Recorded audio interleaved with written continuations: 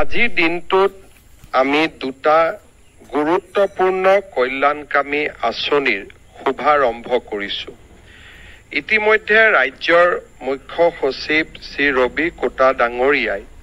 স্বাগত সতীৰ্থ পোৰ্টেল আৰু মিউচুৱেল ট্ৰেন্সফাৰৰ বিষয়ে আপোনালোকক সদৰি কৈছে। আমি কৰ্মচাৰীসকলৰ যি কাম কৰাৰ মানসিকতা বা তেওঁলোকে দায়িত্ব পালন কৰিবলৈ যাওঁতে যিখিনি মানসিক সন্তুষ্টিৰ প্ৰয়োজন হয় সেইখিনি নিৰন্তৰভাৱে প্ৰদান কৰিবলৈ আমাৰ চৰকাৰখনে দেশত নথকা বা কৰ্মচাৰীসকলৰ বাবে অচিনাকি কেইবাটাও আঁচনি ৰূপায়ণ কৰিছে। চৰকাৰী দায়িত্ব অনুসৰি মই বিভিন্ন ৰাজ্যলৈ যাওঁ আৰু বিভিন্ন ৰাজ্যক যেতিয়া মই প্ৰশ্ন কৰোঁ যে এনেকুৱা ধৰণৰ আঁচনিবিলাক আপোনালোকৰ চৰকাৰৰ আছে নেকি বা ইয়াতকৈ কিবা ভাল আঁচনি আছে নেকি, তেতিয়া মই এটাই কথা অনুমান কৰোঁ যে পৰম্পৰাগত সা সুবিধাসমূহক বাদ দি কোনো চৰকাৰে কৰ্মচাৰীসকলৰ কল্যাণৰ বাবে অলপ বাহিৰলৈ গৈ অলপ আগলৈ গৈ কাম কৰিবলৈ চেষ্টা কৰা নাই আৰু তেওঁলোকে এতিয়াও টেক্সট বুকত যিখিনি লিখা আছে অৰ্থাৎ কৰ্মচাৰীৰ এফআৰ এছআৰ ৰুলছত যিখিনি লিখা আছে তাৰ ভিতৰতে তেওঁলোকে কাম কৰি আহিছে। আনকি ভাৰতবৰ্ষত এতিয়া মাত্ৰ 6খন ৰাজ্য আছে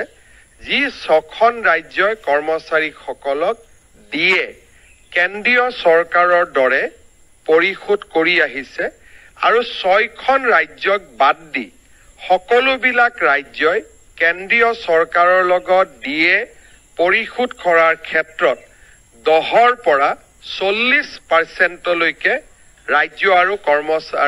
আৰু কেন্দ্ৰৰ মাজত পাৰ্থক্য আছে। বহু দূৰলৈ যদি মই নাযাওঁ,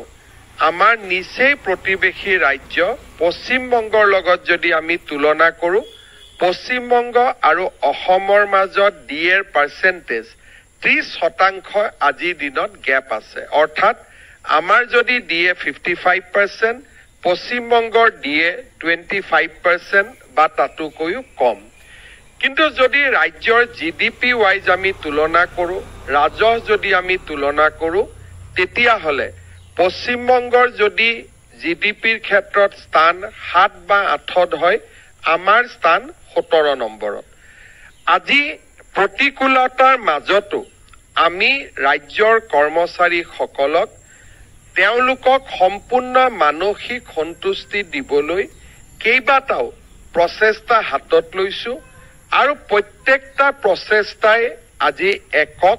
আৰু অনুকৰণীয় ৰূপত থিয় হ'বলৈ সক্ষম হৈছে। আমি যদি প্ৰথমৰ পৰাই চাব যাওঁ, প্ৰথম নিযুক্তি, আজি চৰকাৰৰ নিযুক্তিত আমি সকলো ধৰণৰ দুৰ্নীতি নিৰ্মূল কৰিবলৈ সক্ষম হৈছোঁ। আজি অসমে ভাৰতৰ ভিতৰত এখন ৰাজ্য য'ত এতিয়া একেবাৰে সাধাৰণ মানুহ এজনকো যদি কোনোবাই প্ৰশ্ন কৰে যে চৰকাৰী চাকৰিত টকা পইচাৰ লেনদেন হয় নেকি, কোনো প্ৰকাৰে কোনেও বিশ্বাস কৰিবলৈ সাজু নহয়। কাৰণ প্ৰতিজন ল'ৰা ছোৱালীয়ে দেখা পায় যে মোৰ গাঁৱত কষ্ট কৰি পঢ়া ল'ৰাজনে আজি চৰকাৰী চাকৰি লাভ কৰিবলৈ সক্ষম হৈছে। নিযুক্তিৰ ক্ষেত্ৰত নিকা আৰু স্বচ্ছতা, শিক্ষকৰ নিযুক্তিৰে আৰম্ভ হৈছিল, আৰক্ষীৰ নিযুক্তিৰে সেই যাত্ৰা অতিক্ৰম কৰি আজি আমি লোকসেৱা আয়োগৰ পৰা আৰম্ভ কৰি প্ৰত্যেকটো চৰকাৰী বিভাগতে আমি স্বচ্ছতা আনিবলৈ সক্ষম হৈছোঁ। এইবাৰৰ এডিআৰই পৰীক্ষাত আমি পুৰণা অসম ৰাজ্যিক বিদ্যুৎ পৰিষদকো স্বচ্ছতাৰ মাজলৈ সুমুৱাই লৈছোঁ। আনকি ৰাজ্য চৰকাৰৰ কৰ্মচাৰীয়ে নহয়, এইবাৰৰ পৰা APDCL বা আন আনুষংগিক কৰ্পৰেশ্যনসমূহতো আমাৰ যুৱক যুৱতীয়ে সম্পূৰ্ণ স্বচ্ছতা দেখা পাব। আজি আমি যেতিয়া আপোন ঘৰ আঁচনি আৰম্ভ কৰিছিলোঁ, ৰাজ্যৰ কৰ্মচাৰীসকলে তাক যিভাৱে গ্ৰহণ নকৰক কিয়, মই এই আঁচনিৰ কাৰ্যকুশলতা তেতিয়া আন্দাজ কৰোঁ যেতিয়া কিবা কাৰণত আঁচনিটো বন্ধ হৈ যায়। যেতিয়া আঁচনিটো চলি থাকে কোনেও এটা কথা নকয়, কিন্তু কেতিয়াবা যেতিয়া বিত্ত বিভাগ বা ষ্টেট বেংকৰ MOUখন বন্ধ হৈ যোৱাৰ কাৰণে আঁচনিখন সাময়িকভাৱে স্থগিত হয়, মোৰ মোবাইলত সদায় প্ৰতিদিনে 100ৰ পৰা 200 ফোন আহা বা মেছেজ আহা আৰম্ভ কৰে, ছাৰ আপোন ঘৰ আঁচনিখন কেতিয়া খুলি দিব। তেতিয়া মই মনতে ভাবো যে আঁচনিখন চলি থাকোতেতো কোনেও এবাৰ নকয় খুব ভাল আঁচনি এখন চলি আছে বুলি। তাৰ মানে আমাৰ আঁচনিখন কিমান ফলপ্ৰসূ তাক চাবৰ কাৰণে এটা দুটামান আঁচনিবিলাক বন্ধ কৰি দিলে লগে লগে গম পোৱা যায় যে আঁচনিখন কিমান ফলপ্ৰসূ। আপোন ঘৰ আমি যদিও বন্ধ কৰি দিয়া নাছিলো, বিভিন্ন কাৰণত ষ্টেট বেংকৰ লগত যেতিয়াই আমাৰ কিবা যোগাযোগ বা আন ধৰণৰ ৰিনিউৱেলৰ কথা আহে, তেতিয়াই আপোন ঘৰ আঁচনিৰ প্ৰয়োজনীয়তা আৰু ইয়াৰ মহত্ব সম্পৰ্কে প্ৰকাশ পায়। 40,000তকৈ ৰাজ্যৰ চৰকাৰী কৰ্মচাৰীয়ে 15 লাখ টকালৈকে আপোন ঘৰৰ লোন লৈছে আৰু আজি ৰাজ্যৰ কৰ্মচাৰীসকলে সেই লোন 30 লাখ টকালৈকে বঢ়াই দিবলৈ আমাক জনোৱা আবেদনো আমি গ্ৰহণ কৰিছো। আপোন ঘৰৰ দৰে আঁচনি ভাৰতৰ কোনো ৰাজ্যতে নাই। দ্বিতীয়তে, আপোন বাহনৰ দৰে আঁচনিও বিশেষকৈ নতুন চৰকাৰী কৰ্মচাৰীসকলৰ বাবে আমি আৰম্ভ কৰা আপোন বাহন আঁচনিও ভাৰতবৰ্ষত আজি ক'তো পাবলৈ নাই। আমাৰ চৰকাৰৰ আন এখন আঁচনি, তেতিয়া মই প্ৰমাণ পাইছিলো যে এই আঁচনিখনৰ গুৰুত্ব কিমান। সৰ্বশিক্ষা অভিযানৰ কন্ট্ৰেকচুৱেল টিচাৰসকলক আমি নিয়মীয়াকৰণৰ এটা প্ৰচেষ্টা চলাইছিলো। নিয়মীয়াকৰণ কৰিলে তেওঁলোকৰ দৰমহা 8,000 টকা কমি আহে, কাৰণ আমি ৰেট্ৰস্পেক্টিভ নিয়মীয়াকৰণ কৰিব নোৱাৰো, আমি প্ৰস্পেক্টিভ নিয়মীয়াকৰণ কৰিব পাৰো। তথাপিতো তেওঁলোকৰ দীৰ্ঘদিনীয়া দাবীৰ প্ৰতি সঁহাৰি জনাই বা সেকেন্ডাৰী এডুকেশ্যনত কন্ট্ৰেকচুৱেল পোষ্টত কাম কৰি থকা শিক্ষকসকলৰ দাবীৰ প্ৰতি সঁহাৰি জনাই আমি এটা বিজ্ঞাপন দিছিলো যে যিসকলে নিয়মীয়া হ'ব বিচাৰে আবেদন কৰক। যেতিয়া হাজাৰ হাজাৰ শিক্ষকে নিয়মীয়াকৰণৰ বাবে আবেদন জনালে, মই শিক্ষা বিভাগক সুধিছিলো যে 8,000 9,000 টকা ক্ষতি কৰি মানুহে কিয় চৰকাৰত আহিব খুজিছে, কাৰণ সৰ্বশিক্ষাটোত আমি একেই দৰমহা দি আছিলো। এখন আঁচনিৰ কথা সকলোৱে একেমুখে কৈছিলে যে আমাৰ জীৱনৰ নিৰাপত্তা, চৰকাৰী চাকৰি দৰমহাৰ নিৰাপত্তা নহয়, যে মৃত্যুৰ পিছতো মোৰ পৰিয়ালে 100% দৰমহা পাই থাকিব, ই জীৱন বীমাতকৈ ডাঙৰ নিৰাপত্তা। আৰু এই নিৰাপত্তাৰ কাৰণে আজি আমি মাহত 8,000 টকা ক্ষতি কৰিও চৰকাৰত যোগদান কৰিছো। এই আঁচনিখনো যেতিয়া আৰম্ভ হৈছিলে, আমাৰ বিভিন্ন সংগঠন বা দল বা বিভাগৰ বিষয়া কোনেও ইয়াক দাবী কৰা নাছিলে। আমি সময়ৰ তাগিদাৰ লগত লক্ষ্য ৰাখি এই কামফেৰা আৰম্ভ কৰিছিলো আৰু আজি সচিবালয়ত কম্পেশ্যনেট এপইণ্টমেণ্ট বিচাৰি বিধৱা মহিলাৰ আগমন একেবাৰে নোহোৱা হৈছে আৰু সকলোৱে আজি ইয়াক এখন কল্যাণকামী আঁচনি বুলি স্বীকাৰ কৰিছে। তৃতীয় বৰ্গ চতুৰ্থ বৰ্গৰ কাৰণে নহয়, IS আৰু IPSতো চৰকাৰী কাৰ্যকালত মৃত্যু হোৱা পৰিয়ালেও আজি একেমুখে স্বীকাৰ কৰিছে যে এনে এখন কল্যাণকামী আঁচনিৰ কাৰণে পৰিয়ালটোৰ ভৱিষ্যতৰ কাৰণে আজি আমি চিন্তা কৰিবলগীয়া হোৱা নাই। ইয়াৰ লগত আমাৰ চৰকাৰে কেইবাটাও মুখ্যমন্ত্ৰী লোকসেৱা আৰোগ্য যোজনা, চৰকাৰী কৰ্মচাৰীসকলৰ দাবী আছিলে যে কেছলেছ ট্ৰিটমেণ্ট হ'ব লাগে। আজি আমি মেদান্ত হস্পিটেল, গুৱাহাটী চিকিৎসা মহাবিদ্যালয় আমি নেট বঢ়াই লৈ গৈ আছো। এই বছৰৰ ভিতৰতে মুখ্যমন্ত্ৰী লোকসেৱা আৰোগ্য যোজনাই কেছলেছ এটা যি ৰূপ পাব লাগে, সেই ৰূপলৈ আজি গতি কৰি আছে আৰু চৰকাৰী কৰ্মচাৰীসকল তাত বিশেষভাৱে সহায় হ'ব। কন্ট্ৰেকচুৱেল কৰ্মচাৰীৰ কথা কোনেও চিন্তা নকৰিছিল আমি ৰাজ্য চৰকাৰে সিদ্ধান্ত লৈছো যে কন্ট্ৰেকচুৱেল টিচাৰেও ফ্ৰী মেডিকেল ৰিইম্বাৰ্সমেন্ট পাব তেওঁলোকেও আজি আমাৰ চৰকাৰৰ আন সাধাৰণ কৰ্মচাৰীৰ দৰে মুখ্যমন্ত্ৰী লোকসেৱা আৰোগ্য যোজনাৰ যোগেদি সুবিধা লাভ কৰিব আজি যেতিয়া আমি চৰকাৰত আছো প্ৰত্যেকটো কথাই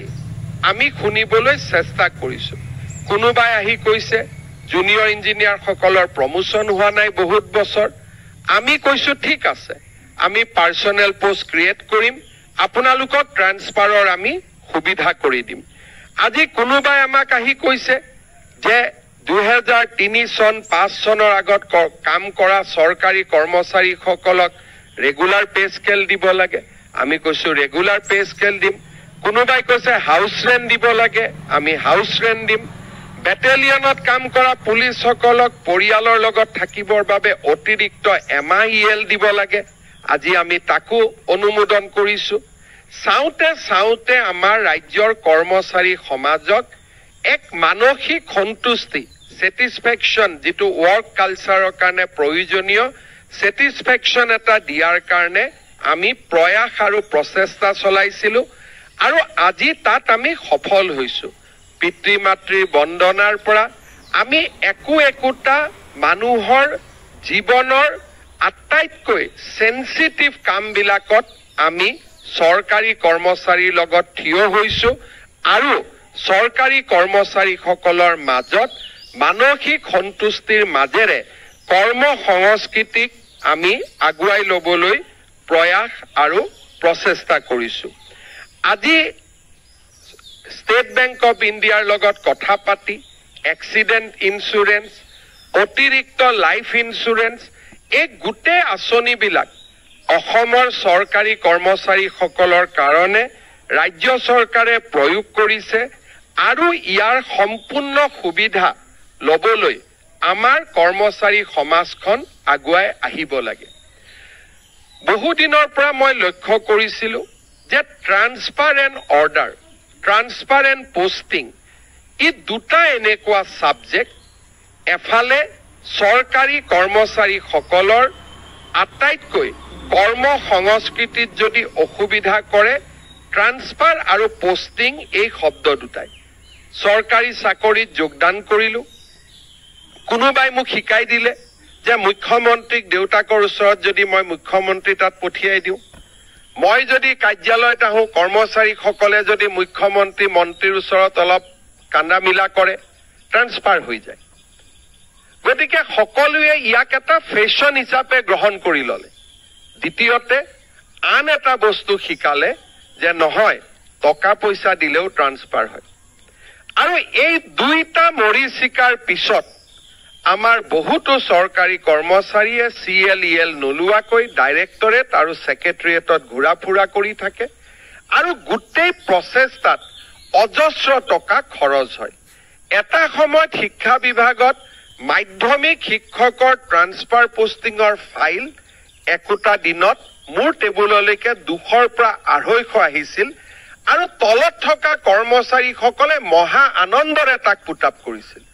আন ফাইল পুটাপ নহয় ট্ৰান্সফাৰ অৰ্ডাৰৰ ট্ৰান্সফাৰ সুন্দৰভাৱে পুটাপ হয় আৰু মই শব্দটো কৈছো মহা আনন্দৰে পুটাপ হয় সিদ্ধাৰ্থ ভট্টাচাৰ্য ডাঙৰীয়া শিক্ষামন্ত্ৰী এৰি দিয়াৰ পিছত মই যেতিয়া এবাৰ শিক্ষামন্ত্ৰীৰ দায়িত্ব লৈছিলো মই প্ৰায় 250 ট্ৰান্সফাৰ পোষ্টিঙৰ ফাইল উত্তৰাধিকাৰী সত্ত্বে মোৰ টেবুললৈ আহিছিল আৰু যিদিনাখনে মই আহি চিন বুলি ফাইলবোৰ পঠাই দিলো কোনো মোক এবাৰো ৰিকুৱেষ্টটো কৰিব নাহিলে যে কৰি দিব লাগে যিদিনাখনে মই এটাও ফাইলত খালি চিন লিখি মই নোচোৱাকৈ চিন লিখি 250 ফাইল উভতাই দিলো যোৰ ফাইল যত যেনেকে গল তেনেকে থাকিল কোনো প্ৰশ্নও নাই উত্তৰো নাই তাতে শেষ হল তাৰ মানে বহু শিক্ষকে ট্ৰান্সফাৰো বিচৰা নাছিল তেওঁলোকক খবৰ দিয়া হৈছিল যে আমি আপোনাৰ কামটো কৰাই দিব পাৰো আৰু এক প্ৰকাৰ এনেকুৱা ধৰণৰ চক্ৰ এটা কম বেছি পৰিমাণে জাগ্ৰত হৈ উঠে হি অসম পুলিচৰ হেডকোৱাৰ্টাৰ হক PCCFৰ কাৰ্যালয় হক হেলথ ডিপাৰ্টমেণ্টতে হক এডুকেশ্যন ডিপাৰ্টমেণ্টতে হক আৰু যিসকলে আন কাম কৰি ভাল পায় তেওঁলোকৰ কাৰণে ই এক যন্ত্ৰণালৈ পৰিৱৰ্তন হৈছিল যিসকলে সঁচা অৰ্থত তেওঁলোকে বাজেটৰ কাম কৰিব লাগে বেলেগ কাম কৰিব লাগে কিন্তু তেওঁলোকৰ কাৰণেও ই এটা যন্ত্ৰণাত পৰিণত হৈছিল শিক্ষা বিভাগত ইয়াক মই মন্ত্ৰী থাকোতে আৰম্ভ কৰিছিলো যে আমি মিউচুৱেল ট্ৰান্সফাৰ কম্পিউটাৰৰ জৰিয়তে যদি আমি কৰো তাত আমি কিমান আমি সফল হ'ব পাৰো যোৱা প্ৰায় 7টা বছৰ আমি নিৰন্তৰভাৱে এডুকেশ্যন ডিপাৰ্টমেণ্টত বছৰত এবাৰ মিউচুৱেল ট্ৰান্সফাৰৰ সুবিধা কৰি আছিলো আৰু মিউচুৱেল ট্ৰান্সফাৰ আমি কৰা নাছিলো আজি আপোনালোকে যেনেকে দেখিছে যে তেওঁলোকৰ ট্ৰান্সফাৰ পোষ্টিঙৰ প্ৰাৰম্ভিক এপ্ৰুভেল হোৱাৰ পিছত কম্পিউটাৰে পেয়াৰ সিলেক্ট কৰি দিয়ে আৰু আজিও ইয়াত যিসকলে ইয়াত আহি পেলাই নাম ট্ৰান্সফাৰ অৰ্ডাৰ লৈছে ইজনে সিজনক ব্যক্তিগতভাৱে চিনি নাপায়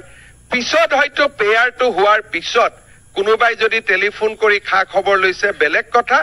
আদাৰৱাইজ যেতিয়ালৈকে পেয়াৰটো কম্পিউটাৰত এষ্টাব্লিছ হোৱা নাই তেতিয়ালৈকে তেওঁলোকৰ মাজত ব্যক্তিগত কোনো চিনা পৰিচয় নাছিলে শিক্ষা বিভাগত এই সফলতাৰ পিছত যোৱা বছৰ মুখ্য সচিব ডাঙৰীয়াৰ লগত মই আলোচনা কৰিছিলো যে ট্ৰান্সফাৰ পোষ্টিঙক আমি সম্পূৰ্ণভাৱে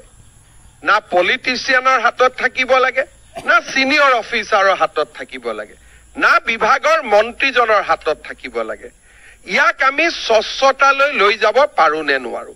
স্বাগত সতীৰ্থ পোৰ্টেল এই চিন্তাৰে ফসল আছিল নো ডাউট আমাৰ ৰিক্ৰুটমেন্ট ৰুলছ আৰু বহুত বিধিৰ কাৰণে আমি আৰু যিমান কৰিব লাগে কৰিব নোৱাৰো কাৰণ আমাৰ চৰকাৰত এতিয়াও ষ্টেট ৱাইজ ৰিজাৰ্ভেশ্যনৰ পৰিৱৰ্তে district wise office wise reservation হৈ থকাৰ কাৰণে रोस्टार पॉइंटक चाबलगिया हुआ बाबे स्टेट वाइज मेरिट लिस्ट नथकार बाबे डिविजन वाइज मेरिट लिस्ट थकार बाबे আজি আমি সিনিয়ৰিটি জুনিয়ৰিটিৰ আদি বহুত চিন্তা কৰি আমি জিমানটো এগ্ৰেছিভলি ইয়াক কৰিব লাগে আমি কৰিব পৰা নাই কিন্তু কেইবাটাও নিয়ম শিথিল কৰি দিয়াৰ পিছত আজি আমি 9004টা ট্ৰান্সফাৰ অৰ্ডাৰ কৰিব পাৰিছো ধৰি লওক এই 9000 ট্ৰান্সফাৰ অৰ্ডাৰত কোনেও কতো পইচা লোৱা নাই ডাইৰেক্টৰেটটো লোৱা নাই সেক্ৰেটাৰিয়েটটো লোৱা নাই কিন্তু 9000 ট্ৰান্সফাৰ পোষ্টিংৰ কাৰণে এভাৰেজ যদি কৰ্মচাৰীজনে সবাৰ দিছপুৰ বা গুৱাহাটীত আহিব লাগিলহেতেন তেওঁ একো নকৰিলেও 20ৰ পৰা 25000 টকা খৰচ কৰিব লাগিলহেতেন আৰু কাৰোবাক যদি ফাইলটো আগুৱাই দিবলৈ টকা পইচা দিয়াৰ প্ৰয়োজন হলহেতেন হি 50000ৰ পৰা 1 লাখ টকা লৈকে এই গুটেই খৰচটো কৰিবলগীয়া হলহেতেন আজি এই 9000 ট্ৰান্সফাৰৰ জৰিয়তে অতি কমেও 25000 টকাৰ ওয়েস্টেজ কোনোবাই লৈছে বুলি মই কোৱা নাই 25000 ইনটু 9000 আমি আজি ওয়েস্টেজ কমাব পাৰিছো আৰু কৰ্মচাৰী সকলেও বুজি পাইছে যে ইয়াত হিউম্যান ইন্টাৰফাৰেন্সৰ কথা একো নাই আমি যদি পেয়াৰ পাও আমাৰ ট্ৰান্সফাৰ হ'ব আৰু পেয়াৰ যদি নাপাও আমাৰ ট্ৰান্সফাৰ নহব কৰ্মচাৰী সকলক স্পষ্ট সিগনেল দিয়া ই খুবেই প্ৰয়োজন নহলে এজন কৰ্মচাৰীয়ে শ্ৰীভূমিত কাম কৰিব গৈছে এটা সুটকেছ লৈ কাম কৰিব গৈছে কাৰণ সদায় মনত চিন্তা যে মই ট্ৰান্সফাৰ লম কিন্তু এতিয়া তেওঁলোকে বুজি পাইছে যে নহয় এই পোৰ্টেলটো এইবাৰ ওলালে আৰু অহা বছৰ ওলাব গতিকে এই অবছৰ মোৰ ট্ৰান্সফাৰ পোষ্টিংৰ কথা নাই লৰা ছোৱালীক এই বছৰটো আমি ইয়াতে এডমিশন দিব লাগিব যিটো চৰকাৰী কাৰ্যালয়ত অতিথিৰ দৰে যিটো অফিস কৰাৰ যিটো নিয়ম হি আজি বহু পৰিমাণে এই প্ৰক্ৰিয়াৰ দ্বাৰা নোহোৱা হ'ব মই আজি আমাৰ জিএডি ডিপাৰ্টমেন্ট বীৰেন্দ্ৰ মিত্তল আৰু তেওঁৰ টিম মুখ্য সচিব ডাঙৰীয়াক ধন্যবাদ জনাইছো যে ভাৰতৰ ভিতৰতে ই এটা প্ৰথম প্ৰয়োগ অলপ পিছত আপোনালোকে চাব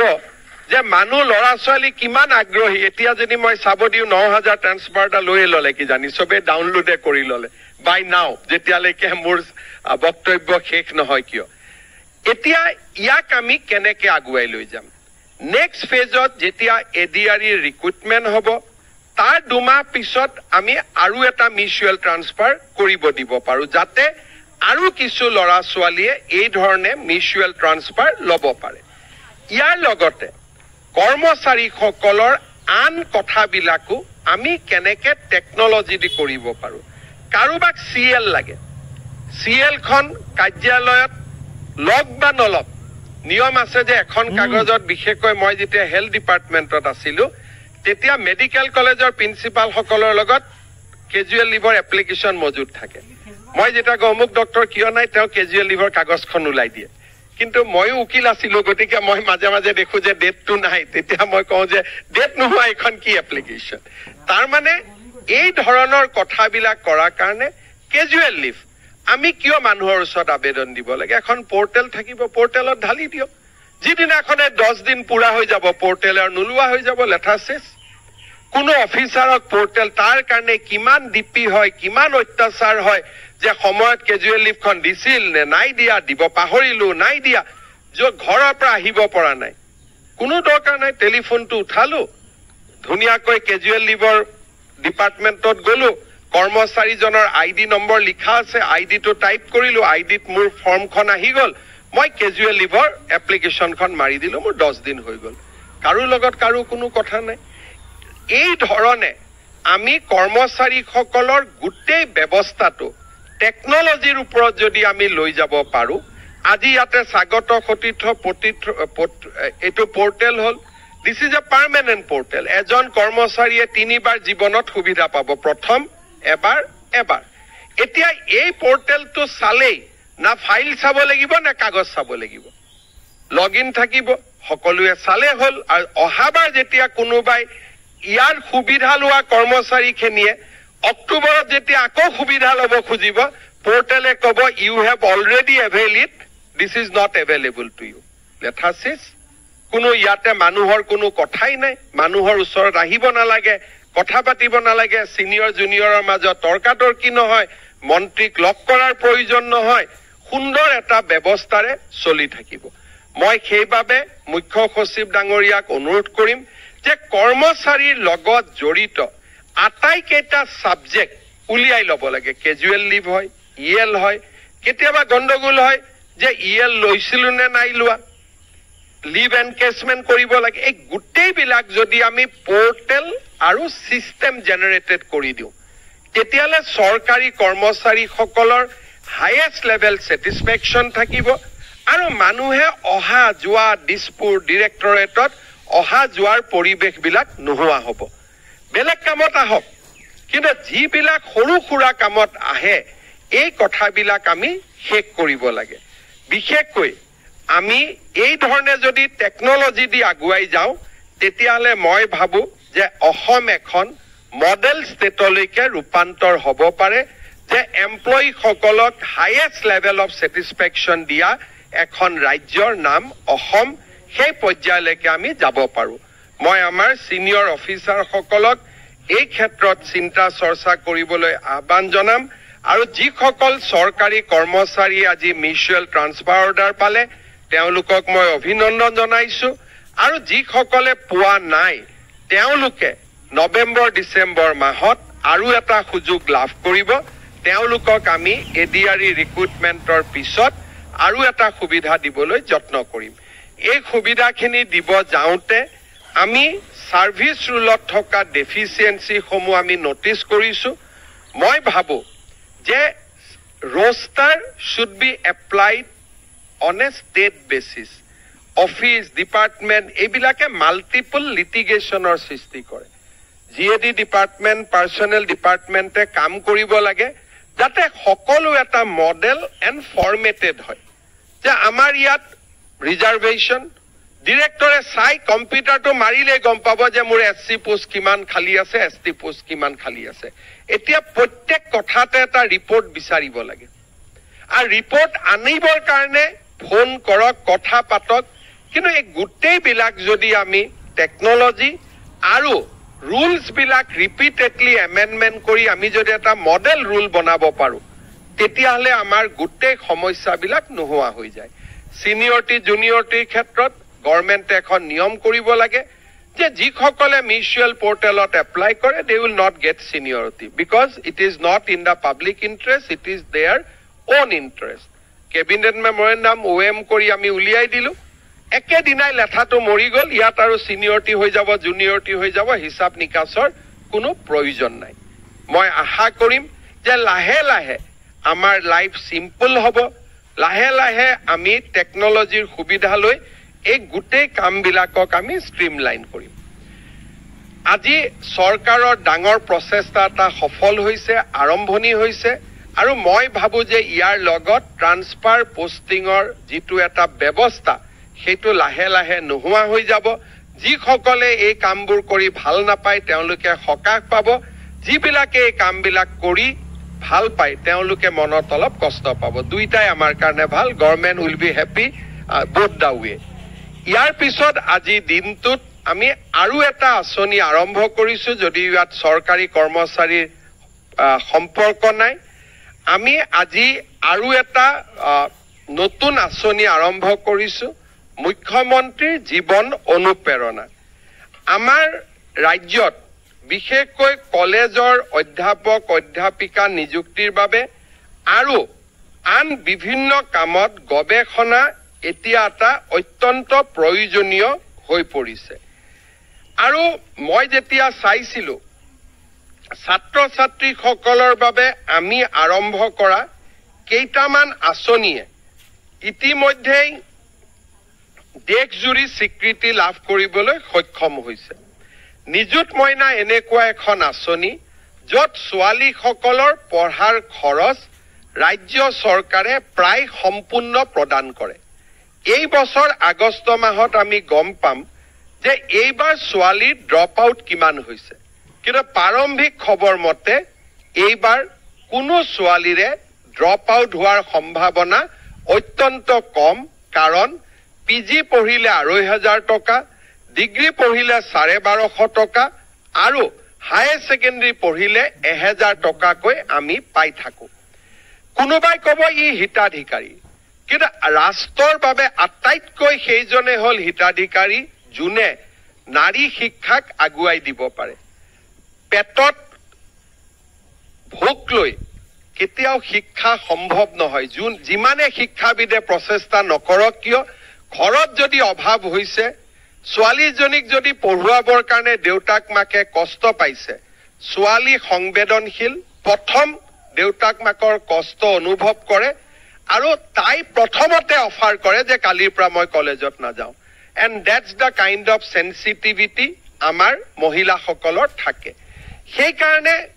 সদায় আমি দেখা পাওঁ যে ড্ৰপ আউটত ছোৱালীৰ ড্ৰপ আউট আটাইতকৈ বেছি। নিযুত মইনা আঁচনিখনে আজি ড্ৰপ আউটটো ৰোধ কৰিব পাৰিছে বুলি মই ভাবিছো। আগষ্ট মাহত আমি ডেটা পাম। বিনামূলীয়া নামভৰ্তিয়ে আমাৰ, যদি বিনামূলীয়া নামভৰ্তি নাথাকিলেহেঁতেন অসমত GR সাংঘাতিক ধৰণে ড্ৰপ হ'লহেঁতেন। আজি আমি তাক ইম্প্ৰুভ কৰিব পৰা নাই, বাট আমি মেইনটেইন কৰিছো। আজি আমাৰ ল'ৰা ছোৱালীক বিনামূলীয়া কিতাপ, মিড ডে মিল, ইয়াৰ ইম্পেক্টৰ বিষয়ে ইতিমধ্যে বহুত ৰিচাৰ্চ পেপাৰ ওলাইছে আৰু আমি তাক কাৰ্যক্ষেত্ৰত দেখা পাইছো। মুখ্যমন্ত্ৰীৰ জীৱন অনুপ্ৰেৰণা এনেকুৱা এখন আঁচনি যোনে অসমৰ চৰকাৰী আৰু কেন্দ্ৰ ৰাজ্যিক বিশ্ববিদ্যালয়, চেণ্ট্ৰেল ইউনিভাৰ্চিটি হওক, ষ্টেট ইউনিভাৰ্চিটি হওক, এই দুইখন বিশ্ববিদ্যালয়তে গৱেষণা কৰি থকা ছাত্ৰ ছাত্ৰীসকলক এককালীন ২৫,০০০ টকা আগবঢ়াব। আৰু যদি গৱেষণা কৰা ছাত্ৰ ছাত্ৰীজন দিব্যাংগ হয়, প্ৰাইভেট ইউনিভাৰ্চিটিত কাম কৰি থকা আমাৰ যিসকল ছাত্ৰ ছাত্ৰী পোৱা নাই, প্ৰাৰম্ভিক তথ্য মতে এই আঁচনিখনৰ জৰিয়তে ৫০ গৰাকী গৱেষক ছাত্ৰ ছাত্ৰী উপকৃত হ'ব। এই আঁচনিখনৰ আজিৰ পৰা আমি পৰ্টেল মুকলি কৰি দিছো। ২৫ ছেপ্টেম্বৰৰ ভিতৰত আমি পৰীক্ষা নিৰীক্ষা সম্পূৰ্ণ কৰি অক্টোবৰ তাৰিখে, যদি দুৰ্গা পূজা নাই, ঠিক পূজাৰ বিজয়া দশমীৰ পিছতেই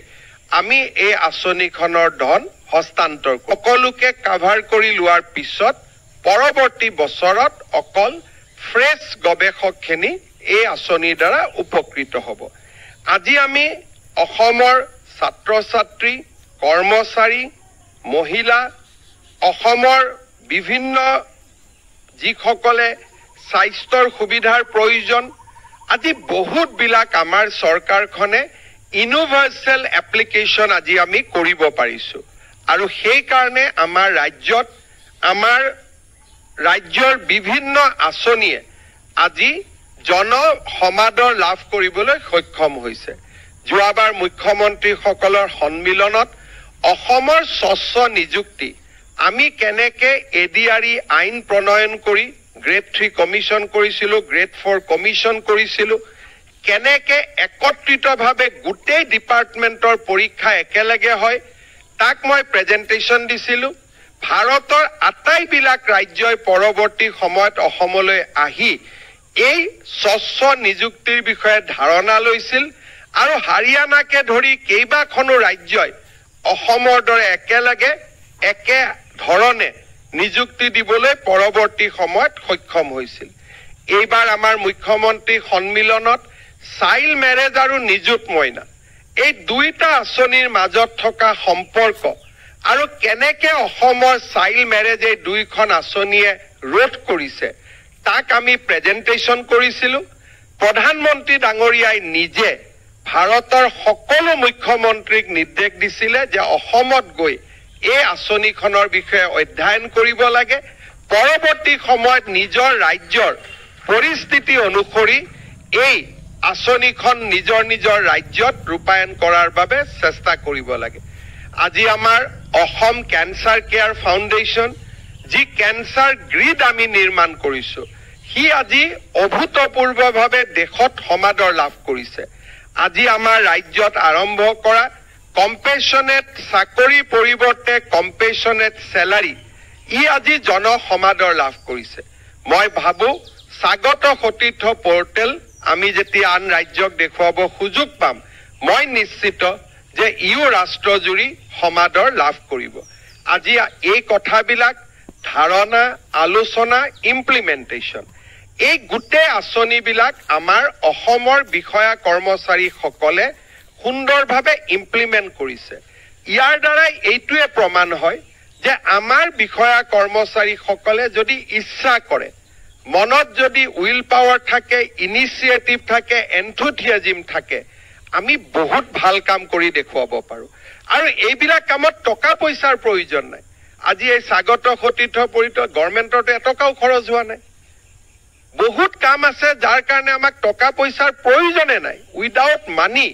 আজি আমি এই কামবিলাক কৰিব পাৰোঁ আৰু যি মানুহক হাইয়েষ্ট লেভেল ছেটিছফেকশ্যন দিব পাৰে। এইবাৰ আমি আৰু এটা টেকনলজিৰ প্ৰয়োগ কৰিম গুৱাহাটীকে ধৰি কেইখনমান চহৰত, যে মানুহে মোবাইলত ফটো তুলি ক'ত ৰাস্তাত গাঁত হৈছে তেওঁলোকে আমাক ফটো তুলি পঠাই দিব আৰু আমি তাক গৈ মেৰামতি কৰি দিম। অৰ্থাৎ যোনে য'ত ৰাস্তাত দেখিছে যে ইয়াত এটা হোল হৈছে, গাঁত হৈছে, ৰাস্তা বেয়া হৈছে, ফটোখন উঠাব লাগে আৰু লগে লগে জিঅ' টেগিং তাতে আহিব, মাত্ৰ এপটোত আপলোড কৰি আমাক পঠিয়াই দিব লাগে। আৰু PW ডিপাৰ্টমেণ্টে 7 দিনৰ ভিতৰত গৈ যিটো গাঁত আছে গাঁতটো মাৰি আহিব। সকলোতে আমি কৰিব নোৱাৰোঁ, গাঁৱত কৰিব নোৱাৰোঁ, আৰ্থিক কথা থাকিব,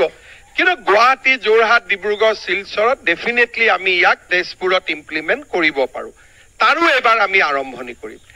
আৰু PW ডিপাৰ্টমেণ্টৰো ৰেকৰ্ড হ'ব যে কিমান গাঁত আমি মাৰিছোঁ। তাত আৰু গাঁতৰ সংখ্যা বঢ়াবও নোৱাৰিব, গাঁতৰ সংখ্যা কমাবও নোৱাৰিব। This bring economy to the state and this bring efficiency to the state. গতিকে এনেকে আমি বহুত কাম কৰিব পাৰোঁ য'ত ৰাজ্যত ইকনমিও হ'ব আৰু ইকনমিৰ লগে লগে ছেটিছফেকশ্যনো হ'ব। এই গোটেই কথাবিলাক আমি লাহে লাহে টেকনলজিলৈ যাম আৰু যেতিয়া আমি টেকনলজিলৈ যাম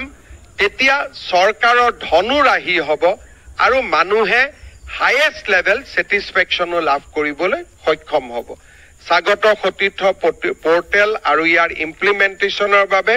পুনৰ এবাৰ মই ৰাজ্যৰ মুখ্য সচিব আৰু আমাৰ GAD ডিপাৰ্টমেণ্টক ধন্যবাদ জনাইছোঁ। আৰু আমাৰ সকলো বিভাগে কৰা কোঅপাৰেশ্যন থাৰ্ড গ্ৰেড ফৰ্থ গ্ৰেডৰ ট্ৰান্সফাৰ ডাইৰেক্টৰেটত হয় ডিজিপি অফিচত হয় হফৰ অফিচত হয় এই গোটেই কামটোত আমাৰ ডাইৰেক্টৰেট ষ্টাফৰ যিটো সহযোগিতা তাৰ বাবে মই আটাইকে ধন্যবাদ আৰু কৃতজ্ঞতা জনাইছো আৰু নৱেম্বৰত যাতে আমি আৰু বেছি ইয়াক ইমপ্লিমেন্টেশ্যন কৰিব পাৰো তাৰ বাবে আৰু আমি প্ৰচেষ্টা ল'ম